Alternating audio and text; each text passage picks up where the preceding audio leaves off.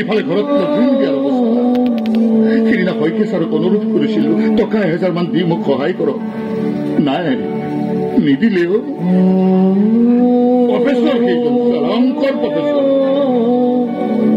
মোক টকা কেইটা দিলে পাছবুকৰ অংকটোত এডাল বিপ চিন দিব লাগিব যে, গুৰুত্ব নিদিলে মোৰ সমস্যাবোৰৰ জানো। চালা অংকৰ প্ৰফেচৰ। সকলোৰে অন্তৰত মানৱতা নাথাকেও বিপ্লৱ। সেইবোৰকো আমি সদায় কৰি থকা শ্ৰদ্ধাৰ অন্তৰটোৰ পৰা বিপ কৰি দিলেই হ'ল। এৰা বিপ কৰিব লাগিব। সকলোকে বিপ নকৰিব তহঁতে। বহুত মানুহে বহুতো সহায় কৰি আছে বুজিছ। এয়া চা, এসাঁজৰ টোপোলা লৈ আহিছো মই। নামঘৰত মানুহবোৰ লাইন দি লাগিছে। কেইজন মানে ভগাই আছে দেখুৱা টোপোলাবোৰ।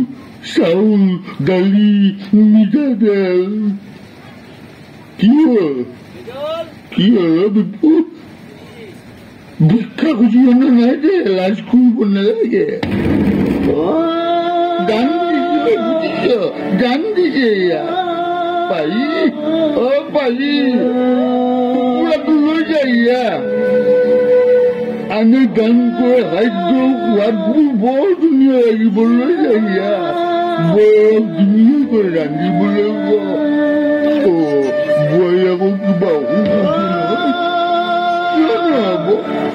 মোৰ ফাৰ্মখন দেখা নাই, কেনেকৈ জংঘল সকলোৰে মূলতে খাদ্য। দানাৰ অভাৱত যেনেকৈ মুৰ্গী ফাৰ্মখন শেষ হৈ গ'ল, খাদ্য অভাৱত আমি